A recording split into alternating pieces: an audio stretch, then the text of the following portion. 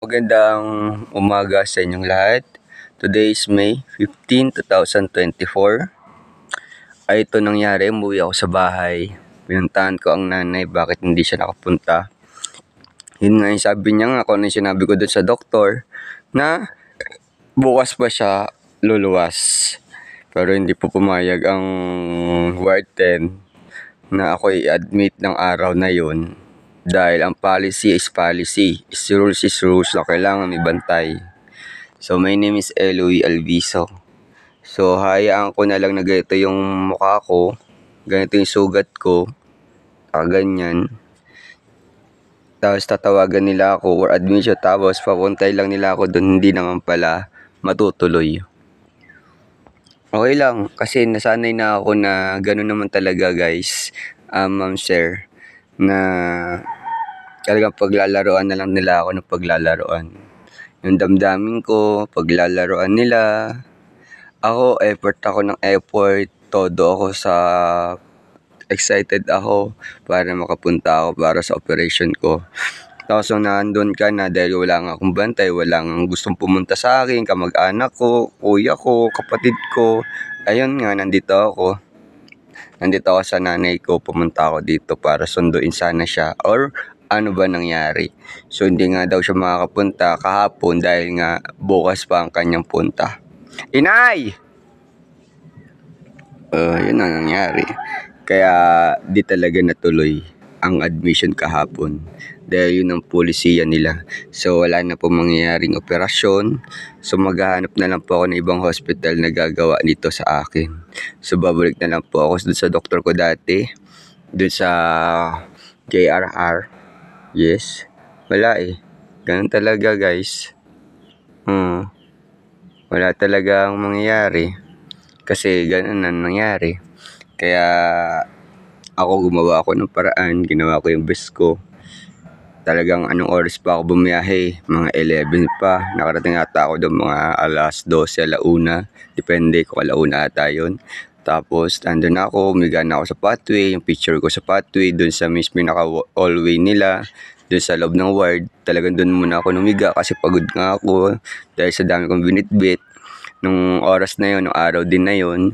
Then pagdating ng mga 5 or mga 6 p.m, so talagang hindi na nila ako inalaw na admission kasi kailangan talaga may bantay. So ang sagot ng doktor, kailangan ko nang umuwi. So ano na lang daw nila ako, i-reschedule na lang daw nila ako. Pero yung pagod, yung hirap, sabi ko sa doktor, huwag nyo na akong tatawagan kung lolokohin nyo at paasahin nyo lang din ako. Kasi sinabi ko naman po sa inyo, ang nanay, pagka na-admit po ako, kinabukasan po yung bago ko opera na biyahe na po yan. Kaso hindi po nila inunawa yung aking paliwanag na malayo po ang Quezon, malayo po ang Tayabas. Bago po makaluwas, ilang oras din po. Anong oras na po ako nakarating dito? Mga alas 11 pasado na ng gabi. So alas 12 na o alauna bago makauwi dito dahil ang layo-layo, naglakad-lakad pa ako. So sa mahal na pamasahe din dito bago ka makarating dito. Kaya wala tayong magagawa, ganun talaga. Ako gusto ko naman magpa-opera. So kung may mga kamag-anak kayo, may mga kapatid kayo na ganito ang senaryo, na instead na unawain ka muna dahil isang araw lang naman kailangan bantayan pero hindi pa nila magawa. Kaya yun lang yung kinalulungkot ko kasi admission ko na kahapon. So hindi po natuloy dahil wala nga pong bantay. Yun ang rules po ng Otorhinology Philippine General Hospital o PGH. Kailangan pagkapunta mo, meron ka ng bantay. So wala nga po kasi ang nanay ibabiyahe pa ng kinabukasan Wednesday. May 15 dapat ang biyahe ng nanay. Kaso nga wala. Kaya yun ang policy talaga nila. Hindi nila ako manawaan at nakiusap na ako sa mga kilala ko, sa mga nakakausap ko na baka pwede abantayan nyo muna ako. Wala talaga. Gumawa ako ng wig, ginawa ko ng lahat, nakiusap ako sa mga taong dumaraan, wala po talaga. Kaya pasensya na kung hindi natuloy ang operasyon ko. So pasensya na din po dahil hindi ko po ginusto na maging ganito po yung ginawa niya sa akin. Dahil ako gusto ko po magpa-opera, gusto ko po maayos. Pero kung lalaruin nyo yung damdamin ko, kung pati yung isipan ko, paasahin nyo yung tao, lolokohin nyo lang din. So hindi tayo pwede magkasundo sa ganyan. Kasi wala kayo sa sitwasyon ko, wala kayo sa karamdaman ko. Oo, sabihin na natin doktor kayo, pasyente ako. Ako gusto kong gumaling, pero yung ganitong itsura na gagawin niyo sa akin, hindi naman makatarungan siguro. Kasi ako, kung talaga may concern kayo, isipin niyo rin naman yung concern ko. Sana mag-isip din naman po kayo. Kasi ako nahihirapan din ang sitwasyon ko. Kung sa inyo ito mangyari, siyempre, hindi nyo kasi alam yung pinagdadaanan ko. Wala talagang willing na magbantay sa akin kahit kapatid ko. Isang araw lang palugit hindi nila ako pinagbibigyan. Kaya bumiyahin na po ako dito sa Tayabas para alamin yung kainay.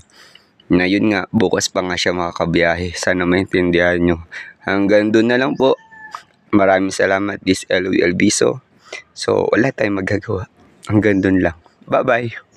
Thank you. God bless you. Ayan. Ito ako sa amin. Ayan talaga.